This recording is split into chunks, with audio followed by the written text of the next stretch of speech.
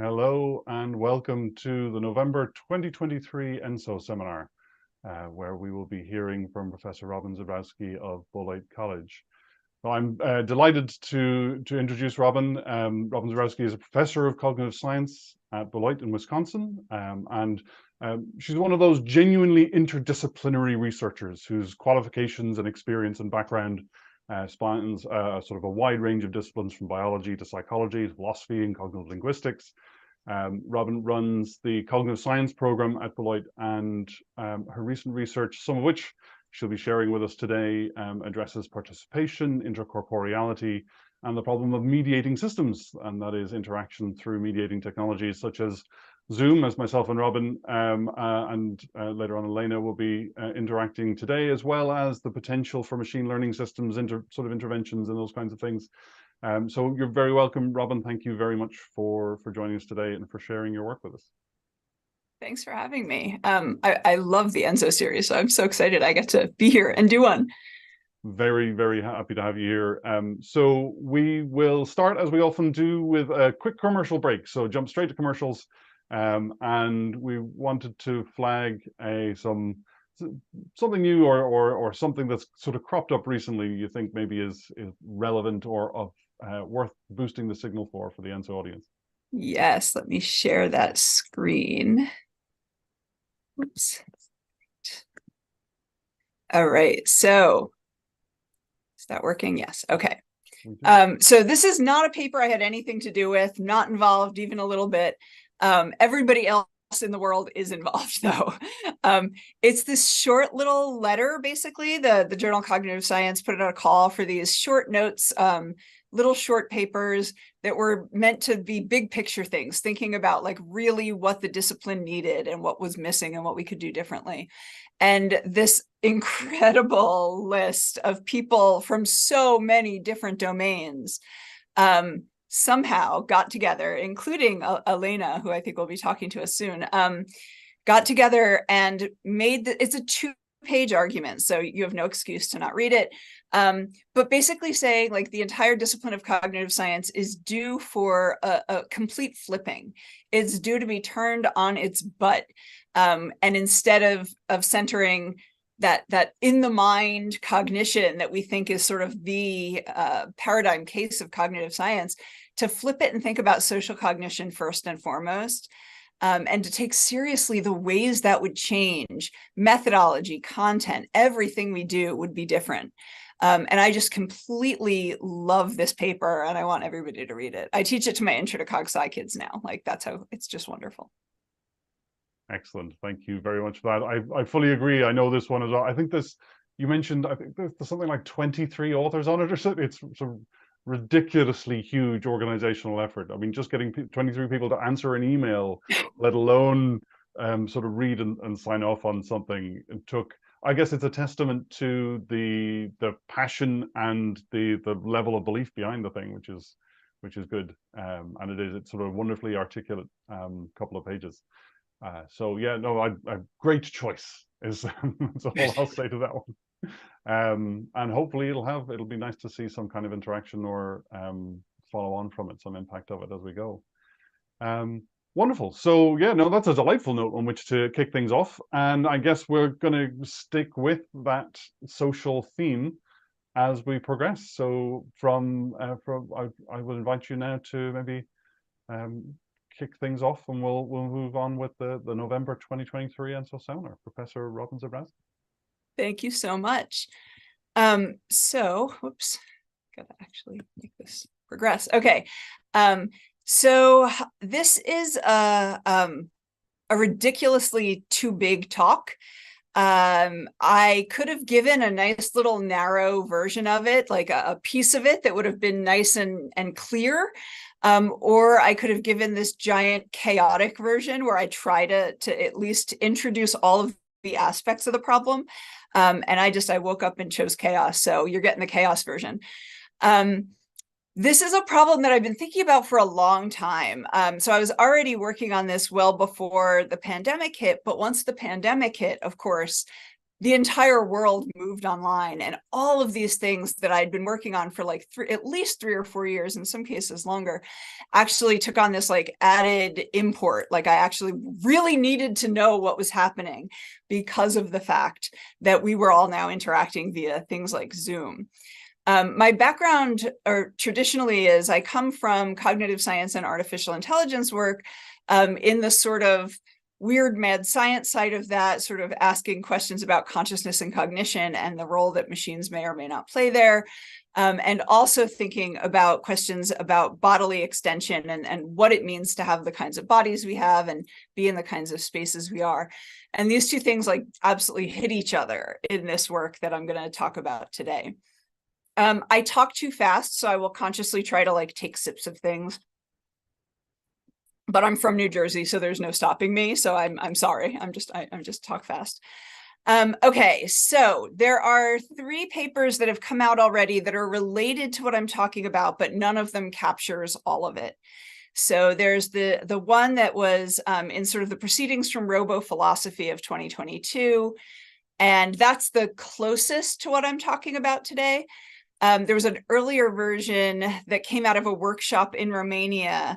That's the one that's published in Studio UBB Philosophia. And then there's another one that was another Frankenstein piece of a few different things that's sort of related to this, that was published in Frontiers in Neurorobotics with my then undergrad, Eli McGraw, who is now in graduate school at Bloomington working on his CogSci PhD.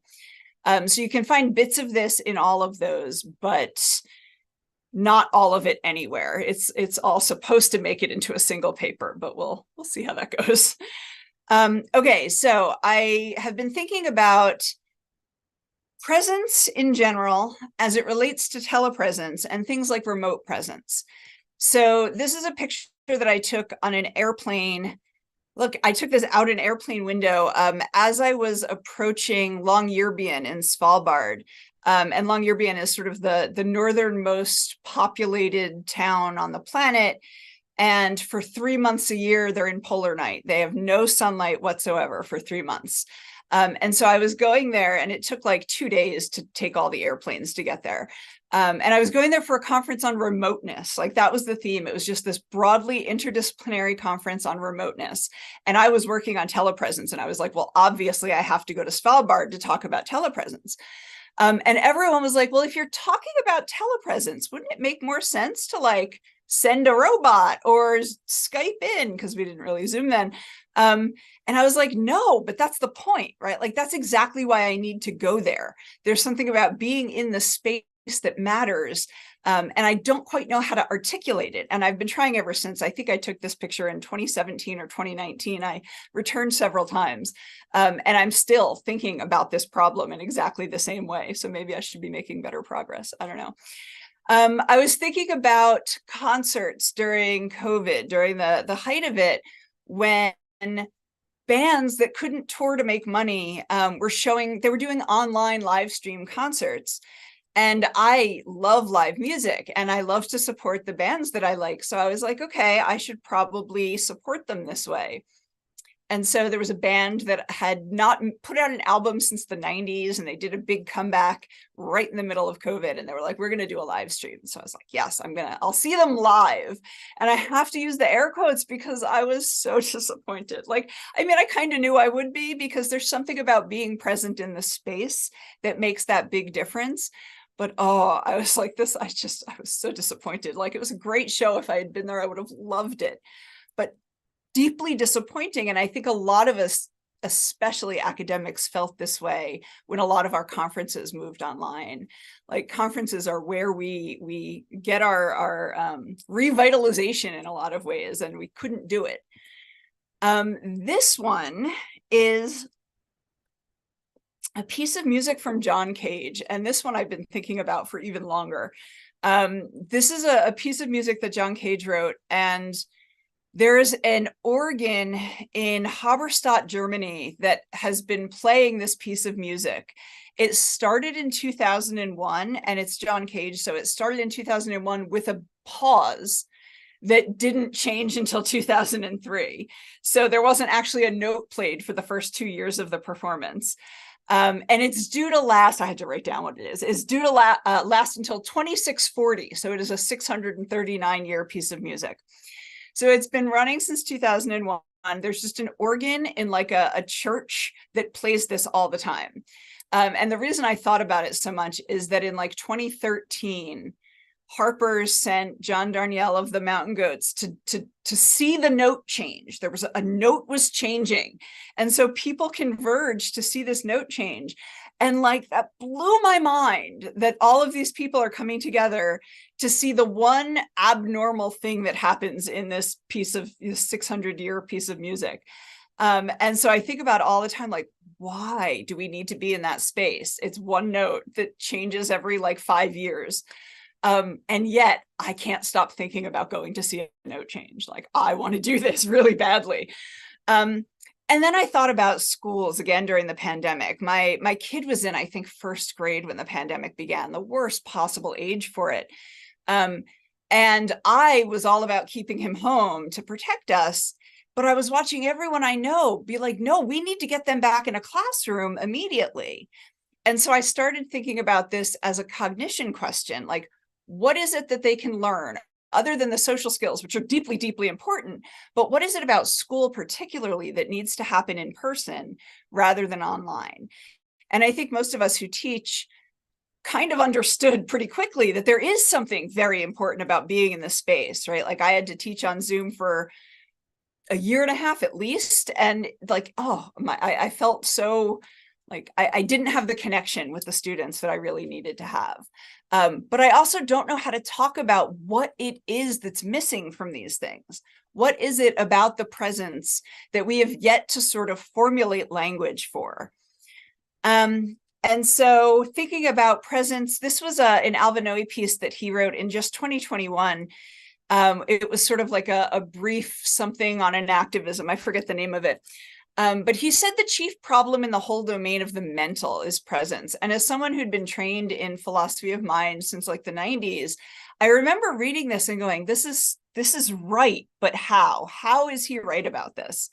And I'm going to reference his work, his 2012 work a lot today from the book he wrote, Varieties of Presence, which has just absolutely lived in my brain since 2012. Okay, so here's the general gist of what I'm going to cover today. I'm going to introduce this as a puzzle. I've been calling it sort of the dual aspect presence puzzle. Does not have a ring to it whatsoever. Please give me a better name for the puzzle.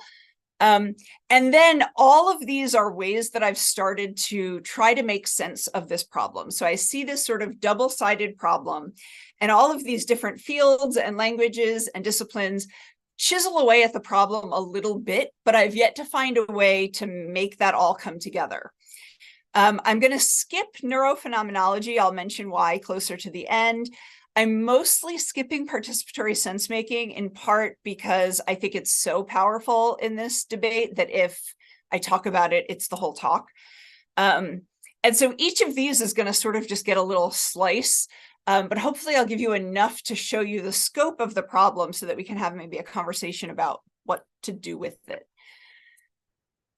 So this thing that I've been calling dual aspect presence, it has these two sides to it. On the one hand, there are telepresence technologies, right, that we're using right now, that we've used a lot in the last few years, and something is missing from them. There's something important missing from those interactions. And on the other hand, there are social robots that we often interact with in ways that make us feel as though we are present with a being. And these are sort of the two sides of the problem. And here's Noe again from the 2021 paper. Presence does not come for free. It doesn't happen in us. We achieve it, or rather we enact it. I think that this line captures so much about the puzzle that I'm talking about.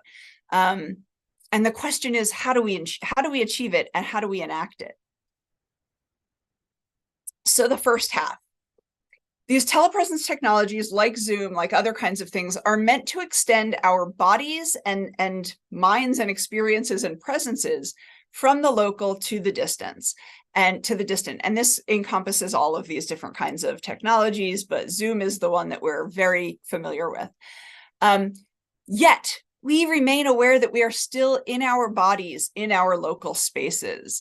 When I was teaching on Zoom, like I flail a lot when I teach. I just talk a lot with my hands, and I was getting really excited talking to one of my classes during COVID, and I was like moving my hands, and I flung my laptop across the room by accident in the middle of class.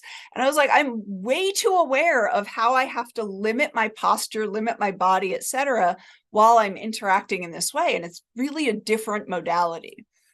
We understand that there are living people on the other side of our screens, right? We know that these are actual interactions we're having, but we're also constantly aware of our limited capacities for those interactions. Some of the conceptual level knowledge that we have about this is, for all I know, my connection is going badly right now. And some of you might not even be seeing what I'm saying. Many of you might be multitasking, because you can do that when you're in a Zoom. Limited postures, right? I can't walk around. I can't really flail my arms around. Eye contact is literally impossible with these technologies, because if I look at my camera, I can't look at the screen. And if I'm looking at the screen to look at eyes, I can't be looking at the camera. And so it's just it's a restriction on the capacities that we have available to us. So I see this as one part of the problem. And it's such a problem because we know there are actual people over there.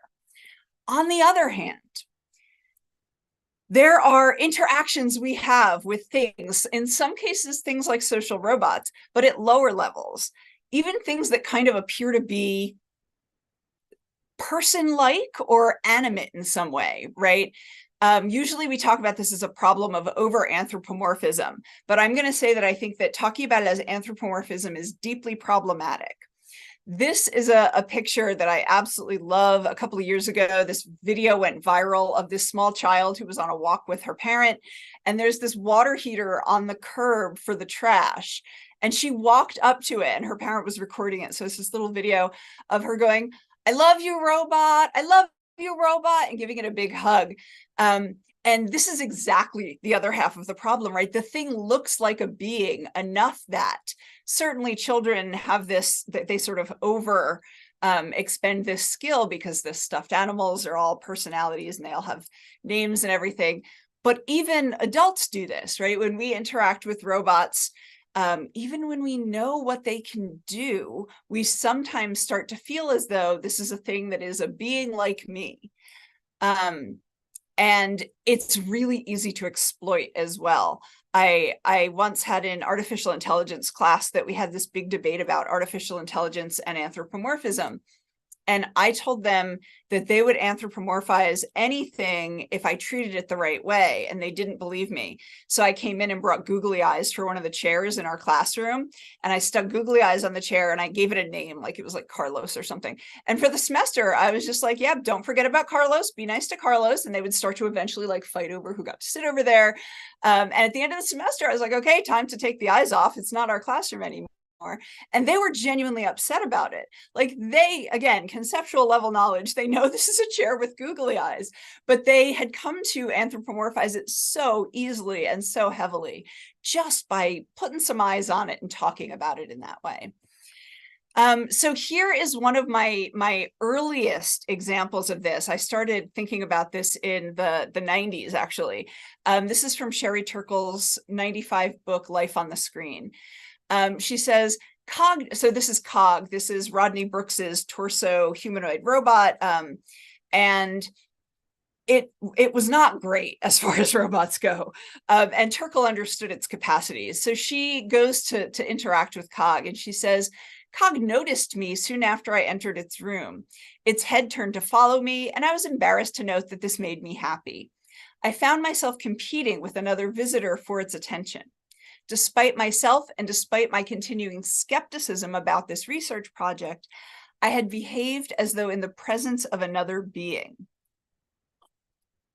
And this, I think, is like everything about the way she talks about this is exactly right. She's pointing out that she knows that this is not a being, and yet the part where she says she found herself competing with another visitor for its attention, right? Like, you can easily imagine that. I've been in the presence of social robots before, and I absolutely get that vibe completely. This is a more recent version of this. This is from Kate Darling's 2021 book, The New Breed. And she was used to the robots at the MIT Media Lab, which are just dysfunctional most of the time. She's like, yeah, they're just always slumped against a wall. They don't work. So she went to go on a tour of Boston Dynamics. And she tells this story and she says, my jaw dropped. Behind the door was a gymnasium-sized hall outfitted with an elaborate obstacle course. Dozens of dog-sized robots were roaming the premises, walking up and down stairs, pacing back and forth in pens, or ambling around the area completely by themselves. She talks about this as a visceral feeling that she experienced and that it was a zoo-like spectacle. And just the way the language that she chose, pacing back and forth in pens, like it's dogs, right? You absolutely are picturing what eventually became Boston Dynamics dog Spot. And that was, I think this is an earlier version of Spot. So again, this is a not uncommon experience, and both Turkle and Darling have a lot of experience with robotics. So the fact that they're experiencing this feeling of being present, I think is really important.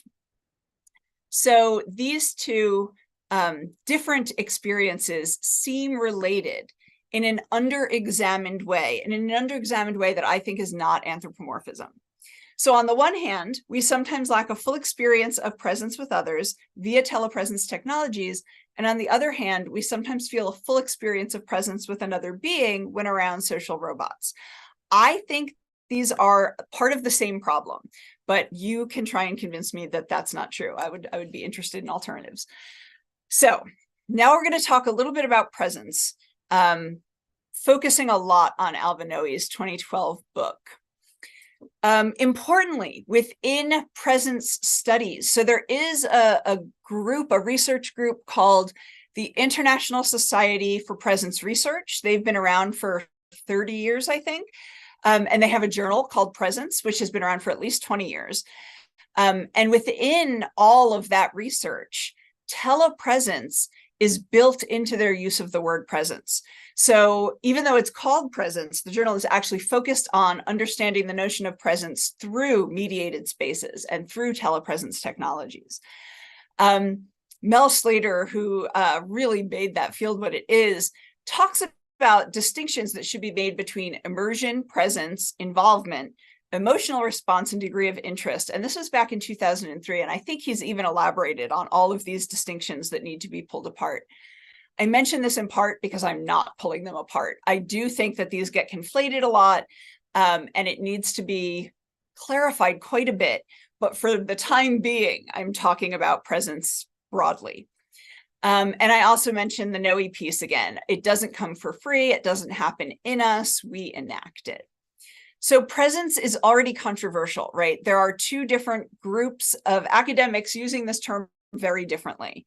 There's Noe's version, which is just based in an activism, and there's the telepresence version, which is generally concerned with things like virtual reality technologies and things like that, and how we can get those feeling more real. So here's Noe on presence and a little bit on skillful interaction. I was going to skip this completely, but I think it's just a little too important. So part of what Noe is talking about here for context is he's talking about the sort of phenomenological puzzle of how when we see a thing, we see it in its fullness, even though part of it is actually occluded, right? So he says, in a way for perception, everything is hidden. Nothing is given. So he's arguing against that traditional cognitive science understanding of vision being this sort of projection into the retina. He says the fact that we visually experience what is occluded, we see the tomato and not just the front of the tomato. It shows that what's visible is not what projects to a point. I propose instead that we think of what is visible as what is available from a place. Perceptual presence is availability. This detail shows up not as represented in my mind, but as available to me. It shows up as present, and this is crucial, in that I understand implicitly, practically, that by the merest movement of my eyes and head, I can secure access to an element that is now obscured on the periphery of the visual field. It now shows up as present but out of view, insofar as I understand that I am not related to it by familiar patterns of motor sensory dependence. So he's talking about, you know, that richness of your experience of the tomato is not, you're not just seeing what projects to the retina. You know there's a tomato because all you have to do is like move a little bit in either direction and you see the whole tomato. One more giant block quote before I bring it back to the problem. So this is Rocket. There's a piece of Noe's argument here where he talks about a picture of Hillary Clinton, and I figured you'd rather look at Rocket than Hillary Clinton, so here's Rocket. So he says, on the other hand, and critically there is another hand, there is an obvious and undeniable sense in which you do not see Rocket here when you see her picture. After all, she isn't there. To see something in normal circumstances is to encounter it. To see something, you must be with it in a shared space. Seeing is situational. It is a meeting. Indeed, it is tempting to put the point this way. Seeing is not mere depiction. So the question is, what does it mean to say that we see Rocket here? Do we see her, or is this something different? And he says we can bring out the situational aspect of seeing by reminding ourselves that seeing informs us how things are around us, but it also informs us of our relation to things around us. We see what there is, but we see what there is from here. That is, from a vantage point or perspective. So again, if we think already about mediated spaces and all of those limitations that I mentioned, right? What there is from here is so much less than we're sort of led to believe that there is. And so Rocket shows up for you in relation to you. She is present in the picture. She is present, and this is the key, precisely as absent. If Rocket were really here, she would be stealing everything in my office, trying to make me play with her, biting people, barking. She's a nightmare. I love this dog, but she's awful. You would be very aware if Rocket were here. I would be very aware if Rocket were here with me. You would be very aware if Rocket were there with you. So she's present as absent. And I think that this is a really useful idea for us talking about something like Zoom. I'm aware of her being not here rather than being here. And so the question is Zoom somewhere in between photographs and presence, right? Because there is a live interaction. When we're all talking together, I can sort of like see you nodding. I can tell that you're paying attention. I can see your body language. So it's not quite photograph level, but it's definitely not in-person level either. And so I wonder if Zoom is something like a presence as absence that hides its nature, as the designers intended to make you feel as if you were engaging with straightforward presence. There's lots and lots of perception talk that I'm just sort of glossing over here. And so the question is, how does our skillful interaction get deployed in a situation like Zoom, where this is not our normal kind of interaction? So again, eye contact, posture, lack information that could confirm whether someone's even looking at you, or if they have you muted and they're, nodding along to their favorite cartoon or something. And so if we experience what is available from a place, and the ground of availability is our skillful ability to reach out and take hold of the world before us, then maybe our skills in the world don't translate well to these mediated spaces. But of course, Zoom wants to make money, so they try to make you think that this is presence, like that we can have our meeting online since we can't be in a shared place.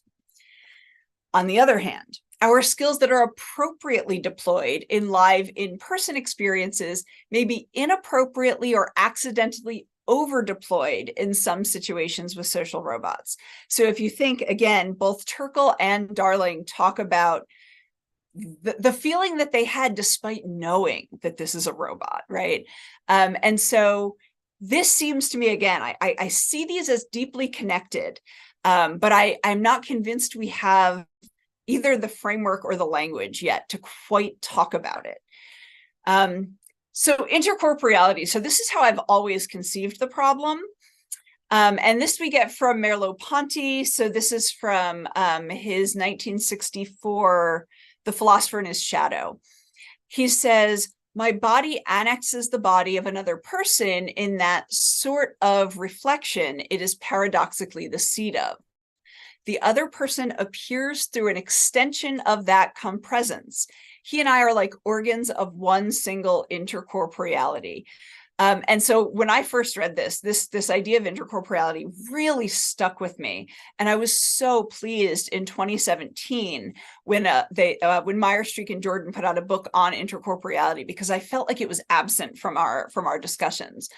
And the way they define it is a radical and coherent conception of the human body as being constituted by its corporeal relations and interactions with other human or animate bodies. Intersubjectivity, the phenomenon of understanding, of sharing minds, is always and always in specific ways embedded and experienced in concrete intercorporeal action. And so I think this gives us really useful ways of thinking about both sides of this puzzle, right? There's a way in which I feel a lack of intercorporeality when I'm not at the concert or when I'm not in the conference space with other people. But Zoom makes me kind of fooled into it because I see living bodies. And again, with the robots, they're shaped often in bodily ways. So perhaps I'm accidentally deploying intercorporeality skills. I don't think that we have all of the language we need to talk about this. Meyer, Streeck, and Jordan again. For the enactive approach, cognition is embodied action, and enactive intersubjectivity involves mutual incorporation, a process in which the lived bodies of both participants extend and form a common intercorporeality. So again, it's ways that the cognitive social parts of interactions reach beyond. So again, this is part of why my commercial break was that beautiful social cognition argument. It's a way of recentering this way of being with people, right? Cognition is embodied action, but it's with others in really vital ways that we have this far discounted in most of cognitive science. I think that this idea is related to sensory motor empathy, as Tony Shimero has articulated it, and related to interpersonal synergies, as Riley, et cetera, also articulated it. I think there's probably other versions of this, but they all kind of rise up on their own, and they all have different names because we have not yet come together to agree on the problem or what we should call it, how to talk about it. So do experiences with social robots accurately or accidentally invoke these phenomenon? How much do telepresence technologies interfere with them? So, sociomorphing. This is an idea that comes from Johanna Siept and many of her collaborators. This is an alternative to anthropomorphizing. She develops this specifically in concert with thinking about human-robot interaction. And she says, we overdeploy the term anthropomorphism. We think that we're anthropomorphizing, but we're not actually. What we're doing is sociomorphing. So she defines this as, she says that social interactions with machines should not, by default and in all cases, be viewed as involving a mental operation where fictional human capacities for social interaction are imaginatively projected onto the robot. Rather, heeding a suitably wide understanding of sociality, we should allow for human social behavior toward robots to be guided by direct and possibly implicit perceptions of actual non-human capacities for social interactions. So what they're trying to do is open up the way we think of what sociality can be and say, when you're interacting with a robot, you're not projecting human capacities onto it, or rather you shouldn't be. You should instead be meeting the robot where it is and recognizing it, especially in social robots. They're designed to have social interaction capacities. So the claim is, stop imagining that you're talking to a defective human and instead think of these systems as bringing a different set of social skills to this interaction. Importantly, importantly, they tie this to what they call the TES, the types of experienced sociality. So it's not just a change in how we understand the robot side of things, but it's also an examination of the phenomenality we feel when we're engaged in these things. So this is a technical term standing for items in a classification of complex phenomenological contents, which in first approximation can be characterized as feelings of co-presence or being with. So they actually build into this framework that my experience, my feeling of presence with this thing has a mapping onto the kinds of sociality that robots in particular bring to these interactions. So it's the power of this, I think, is replacing anthropomorphism, which I think is way, like we just say everything is anthropomorphism. And instead saying, no, in some cases, there are genuine social capacities being brought to the table. Certainly not by the water heater robot or my chair with googly eyes, but certainly some of the social robots designed to pull these things out of us probably are bringing some sort of skill to that interaction. And so it ties it also to that phenomenological experience that Turkle talked about, that Darling talked about, and that most of us have experienced at one time or another. Okay, so am I doing on time? Okay, so empirical support, the tools for analysis are really hard to pin down. How do we capture something if we suspect it is fundamentally ineffable? Like I keep coming back to this, wondering if in fact I'm talking about something that we can never sort of capture in any systematic way. Just so that I don't talk forever, I'm not going to go through each of these, but this is a list of places where I found some sort of empirical attempt to capture these problems experimentally.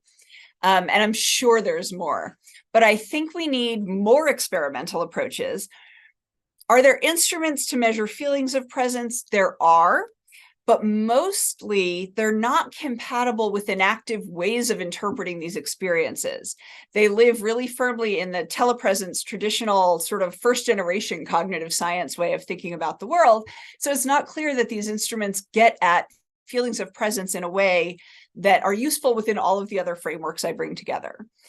Could new instruments be developed to more accurately capture this? So this is part of why I left neurophenomenology out of the picture. In a way, I think it does solve some of these problems, but I also think that there's not anyone really doing that. And I remember there was a paper, and I'm so sorry that I forget who wrote it, but just a few years ago did like a real systematic review. I think it came out of Okinawa, of neurophenomenology that looked and said, okay, no one is trained well in both of these sides of it to do this project. And so I'm not talking about it mostly because there's not much to say, but I think that there's promise there. But I think we need more empirical studies aimed at uncovering the skills that we deploy in mediating technology experiences like Zoom, whether it could ever feel like full presence. Even virtual reality still doesn't feel like full presence. But ways to just objectively assess the phenomenological, which of course is the big contradiction and why neurophenomenology has promise and also why no one does it. It's just so close to impossible. Okay, and last, I'm going to, oops, I said skip here. I'm not going to totally skip it. So I'm going to very briefly talk about participatory sense making. So this is Dieger and DePaulo, 2007. Even though normal social encounters, for instance, conversations, may only last a few minutes, our point is that during that period, they may organize themselves according to the two avenues of influence just described. The agents sustain the encounter, and the encounter itself influences the agents and invests them with the role of interactors. The interaction process emerges as an entity when social encounters acquire this operationally closed organization. It constitutes a level of analysis not reducible in general to individual behaviors. This paper is sort of the one that absolutely broke me. Insofar as recentering social cognition. Like my work traditionally has not centered social cognition, but this was the paper that sort of broke my brain and made me realize why I was doing it wrong. And so it really is an important question that if we are imagining the dynamics of social interaction spinning off whole new autonomous processes that couldn't be achieved, with one mind or another. What role do the mediating technologies, for example, play in this? Are we able to still have those same sorts of interactions, or is something fundamentally missing?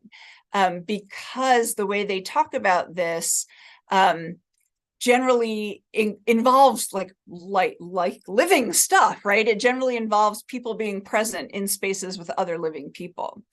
So the question is, if being together matters at multiple levels, we need to know how these interactions either need or don't need something like shared corporeal space and intercorporeality to enable something like the process of participatory sense making. So beyond just this puzzle of the role of the mediating technologies in our experiences, there are real serious questions of implications of what we may or may not be enabling by using these technologies. I know we can and do engage in real co-thinking and co-creating through these spaces, and yet I don't think we understand the role that intercorporeality especially plays when we're using these kinds of technologies. So, summary. Presence is slippery and counterintuitive in all directions and dimensions. It's ironic that telepresence technologies are removing important varieties of presence from those interactions. If perception is a kind of skillful engagement, what skills are being exploited or ignored in relation to social robots on the one hand and mediating technologies on the other? And I think intercorporeality gives us really useful language, but it doesn't really explain much of the problem. It just gives us a way to talk about it. Sociomorphing is a useful frame to overcoming the tendencies we have to blame these problems on anthropomorphism, especially in light of social robots that are designed to invoke in us evolved social skills. And an active social cognition highlights the question of mediating systems by emphasizing the autonomy and interaction without necessarily delineating what kinds of processes enable or interfere with those interactions, particularly as it comes to things like telepresence technologies. Thank you. Here's Rocket again. She is a bit of a jerk. Thank you so much, Robin. That's wonderful. So I just it's a delicious talk. There's just so much. It sort of begs closer engagement in an entirely appropriate way, I would suspect. So thank you very much for that. I guess we'll move in to the discussion. I just want to make sure I have. So there's lots of reactions I want to make. There are a couple of questions that I like to follow up with. But given that we have another voice here, I am much more keen to hear from someone other than me. So Elena, I offer you the first opportunity to respond if you would like to. Although if that's too much pressure, I absolutely have some things to start with, and I'll keep an eye on the chat on YouTube as well on the stream, so I can feed conversation in from there if needs be. Should I unshare Rocket, or do we want to leave the cute dog up there? I could definitely unshare her. Let's see. Whoops. We're not. I lost my little. There we go. Stop share. There we go. Merrick, how much time do we have? I'm sorry. A loaded question. We generally try to keep things to within the hour, so okay. 16 minutes by my clock, but it partly because I don't even know where to start. Robin, how awesome. That was a fantastic talk. So much to talk about. Like Merrick said, I don't really even know how to start. I have I don't know how to start. That's why I'm like, yeah, there's lots I want to say and ask you about. I really like your framing of the presence puzzle. It encapsulates a lot of things I've also been struggling with in a really great way. I feel like anything I'm going to start with is going to be really stupid. Like there's so much to do. Okay, it's I guess a couple of things, and then I hope Merrick will organize it for us maybe. I don't want Zoom to feel like not Zoom. And I was thinking about phone calls, right? And how we know how to have phone calls. And I actually, I prefer to have, I'm trying in my life and with colleagues even to be like, let's just talk on the phone. I do know how to feel the presence of the other, right? Without a lot of the sensory input and this like hoopla that Zoom gives us. And I think Wim Powell, for example, has some really interesting work on the entanglement of voice and gesture and how we can hear gesturing, even in another language, even when you are like completely blocked off from seeing the other body. So I'm kind of curious about that. But then I was immediately thinking that's such a like late gen or early, I don't know, like borderline Gen X thing to even bring up. But then I was like, we also know how to have complicated co-sense making or dynamics or feelings, although they're terribly messy and awry, on like Instagram comments, right? And social media. So even farther on the spectrum of distance from intercorporeality, we still do a lot of sense making with others. So I was kind of curious about these other options, and Zoom, yeah, like you're saying, it's sort of happening on its own plane and, you know, in these options. But for me, and this kind of, I really need to dig into the sociomorphing and the TES, because where I bring in participatory sense making, and I've done it with a colleague, Yana Popova, on interacting with a narrator, right? So interacting it through novels, and definitely got pushback from some activists that this is not participatory sense making. It can't be because you don't have intercorporeality, so we can talk about it. But that like there can be genuine interactions when I feel an agency and I have to deal with an agency and it is changing what I'm doing.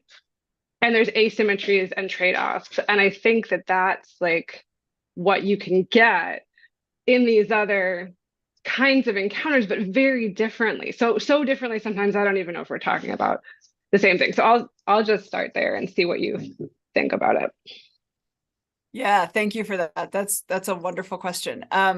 So I haven't read your work on the narrator, and I'm definitely going to read that because I think that's wonderful.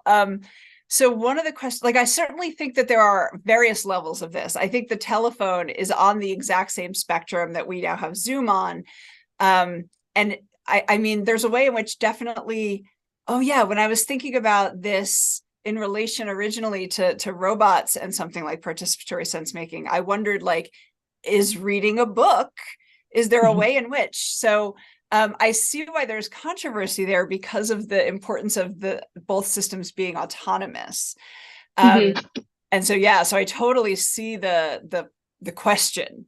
I'm still extremely interested in the question for exactly the same reason. I wonder where do we draw the line? Right. What is necessary for that other system in order for that genuinely social sense making to take place? Because I absolutely think that we can. I mean, yeah, we grew up without Zoom, right? We talked on the phone all the time, and so I would hate to talk on the phone now. I am that generation of you know, please don't ever call me. If we have to talk, I'd rather see your face while we're talking, but please just email me. But I think we do genuinely this kind of work, right? Like I wrote a paper with someone pretty much in Google Docs, like we interacted through that way of talking. And I wonder if we can ever get clear and specific enough about the conditions under which these things enable sense making in that powerful way, or when they are sort of individual cognition that's just bouncing off bits of the world. I don't know if that answers your question even a little bit. Yeah, I feel like we're tracking the same sets of questions about the demarcation criteria, right? And like, is there a core, and what do we need to have, and what's useful?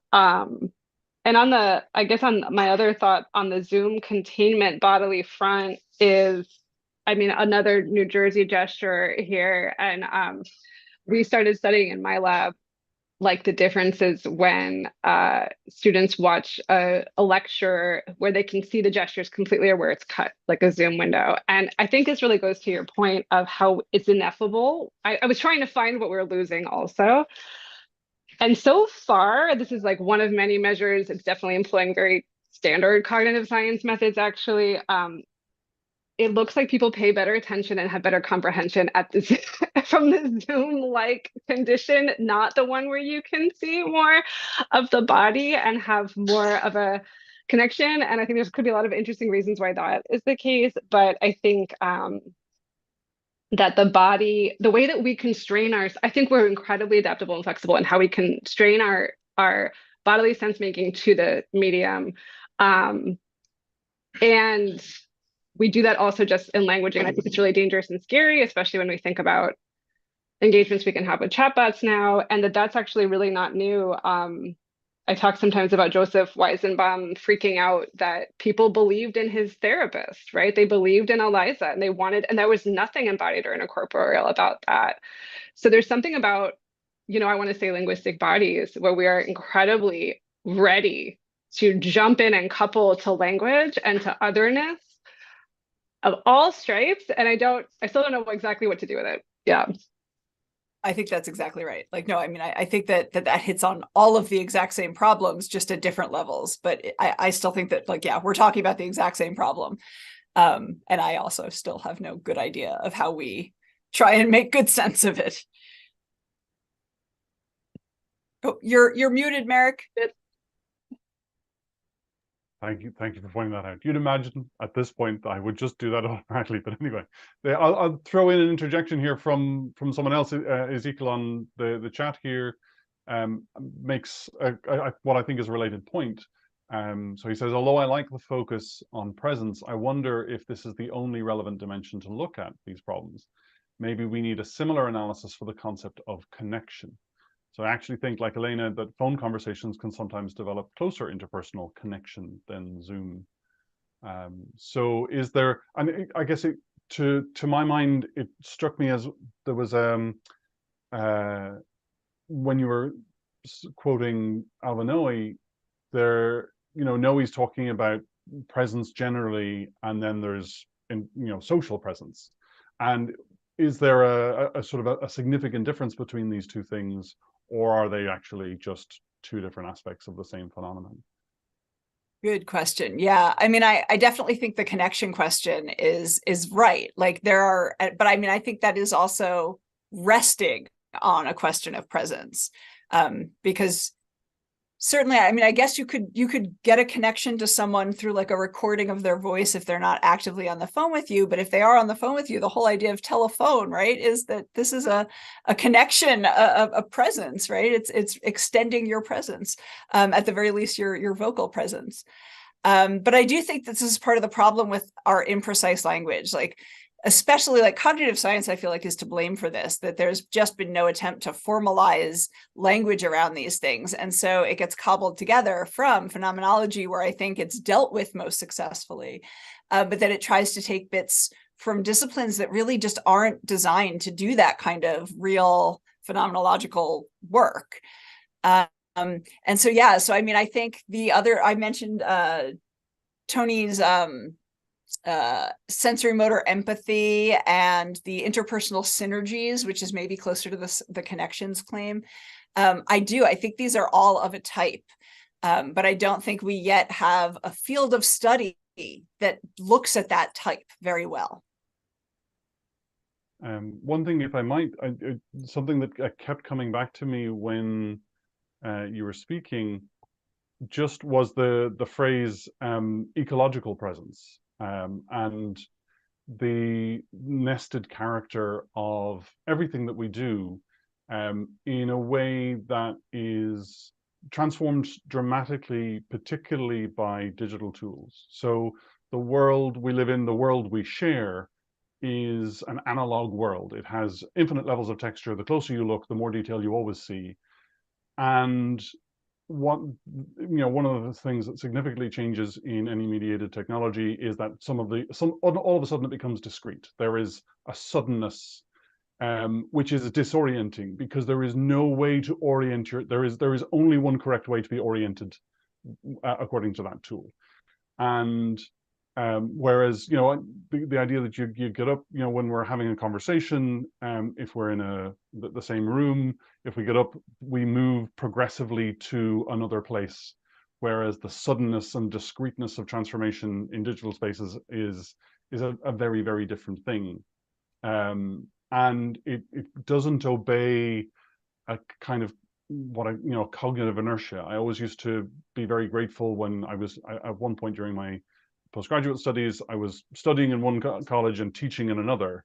And the different mind, the half-hour bus commute between the two was crucial to keeping me sane, because it allowed me to gradually transform from one type of interaction to another, to sort of ready myself to sort of come down off one certain type of activity and lead up to another.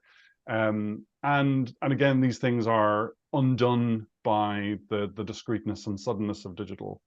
And so that nested character of interactions, which is also present in robots, right? Because robots are created within a context and deployed by people for certain purposes in certain contexts, which is, again, undone by Zoom. I guess I'm rambling, but I guess if you might sort of just respond to say, well, look, does this sound like it's part of what you're getting at? Does that fit with the socio-morphing aspect of things, perhaps?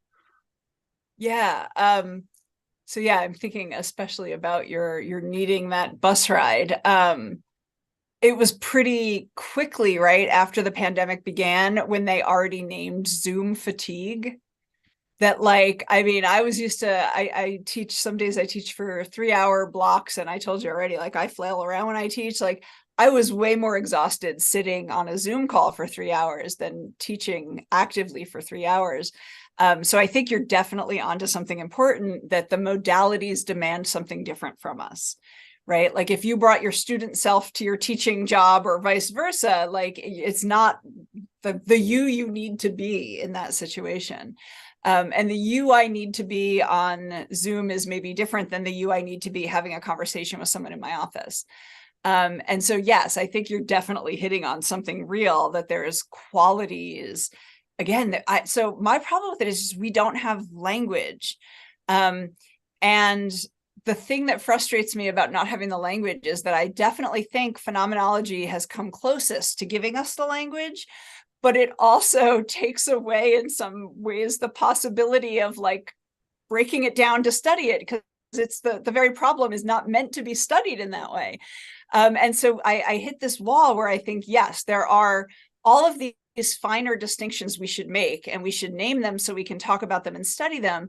But of course, some of that richness is designed not to be broken down. And so, yeah, it's like the cognitive science part of me and the part of me that thinks inactivism is obviously correct. They just fight all the time. How do we break down the holism into something studyable at once? Right. It's a real challenge. And I was struck. There's a very counterintuitive point by Gibson, J.J. Gibson, when he talks about memory as perception. So if when I say, well, I remember how to get from, so I'm currently my study at home, but I can remember how to get into town from here. That's really actually a type of perception, that the town is present for me because I know how to coordinate my actions accordingly. And again, it's a kind of thing that is not available when there isn't that continuity. And I guess we're sort of back to this issue of connection and presence. Maybe there are actually kind of, whether it's dialectical or otherwise, there's a sort of an interdependence between the two, which is going to take a lot of unpacking. Yeah, I like that example a lot. That the town is available to you, using Noe's idea, right? It's available to you to the extent that you can deploy the skills to get there. Yeah, like, I worry a lot that I think that Noe's book from 2012 on presence, like, I think it kind of broke my brain a little, because I see so many problems like being solved by using this way of thinking about things. I'm like, it can't be that easy. But I mean, I think it accords with what you're talking about with Gibson as well. I'm really afraid that ecological psychology might have a lot to offer me, and I haven't, like, gone back down that road in quite a while, and I kind of don't want to, but I'm worried that I need to. Do we have time for another question, Mark? Yeah, to be honest, that's kind of up to Robin. Sure, so Robin. we go for one quick one. Absolutely. So this is you can dismiss this if you don't want to, Robin. I've always been like so inspired and such a fan of your work back from your dissertation in our graduate days, because you cracked open this blind spot, in a certain early embodied cognition about a universal body, right? A body for everybody, which does not work, and which was something else that we have to grapple with. I'm just wondering, because I'm thinking about all of these. I heard a really great long NPR segment at some point during the pandemic of people who were learning so much better online, and just like I'm thinking about these agency patterns and the ways that we are different bodies. Do you engage any? Is any of that helpful for the presence work? Yeah, I think about this a lot because of thinking about accessibility. Like my work has always, I never set out for it to, but it always interacts with disability studies in a lot of different ways. And yeah, I think about accessibility a lot. And like, I don't ever want people to think I'm saying Zoom is terrible, we should never use it. Because it's so important for some people to be able to use it, because it's the only way people can be included in some cases. And so I'm always very careful to try and say what I hope to do is for us to make better sense of it, maybe to make it better for everyone.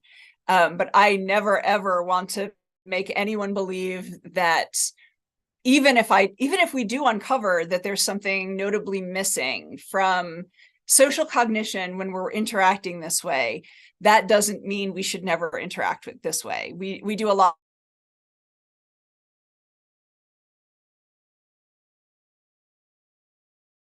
cases. Like I work at a liberal arts college, which is residential, so most of the students live here. And so on a day, oops, I'm getting an unstable connection. I hope you can all still hear me. On days where it snows really bad, like one day we had like 3 feet of snow, and because the students live here, the college still holds classes. And I'm like, well, it is not optimal for me to drive, into campus. But for all of them, it's a better learning experience of walking into class than either doing it online or not having class at all.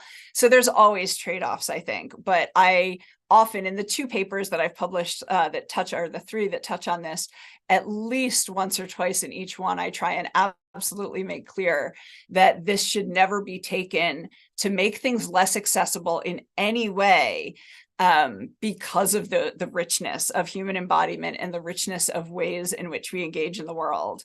And I absolutely think that also makes the whole enterprise more difficult. Thank you for that. Superb. And I think that's actually a nicely positive note on which to finish. So I will say thank you very much. I'm very grateful you woke up this morning and chose chaos, Robin. Shows richness as well. And so I'm very grateful for the conversation and for you sharing your work. And thanks, Elena, as well for popping in and for the discussion. And hopefully we will see everyone in about a month's time for another ENSO seminar. Thanks very much, and we'll see you soon. Thank you so much. Okay, and we